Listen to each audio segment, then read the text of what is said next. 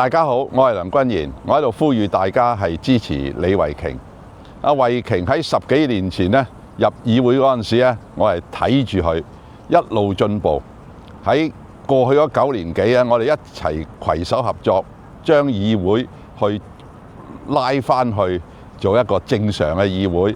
慧瓊幫我合作係無間嘅，而慧瓊係將好多地區嘅問題帶入議會，係逐一解決。唔單止喺議會講得清楚，亦都遊說政府去做簡約公屋啊！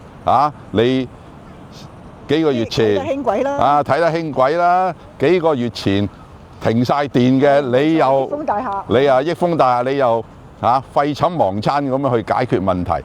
慧瓊做嘢係盡心盡力，係有香港嘅市民嘅福祉咧，係做佢嘅最後嘅最堅強嘅信念。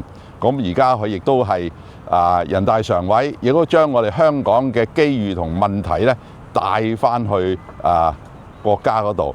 佢有大局觀，咁係一個不可多得嘅議員。咁我再呼籲九龍中嘅市民投票俾李慧瓊，我一定係投票俾李慧瓊嘅。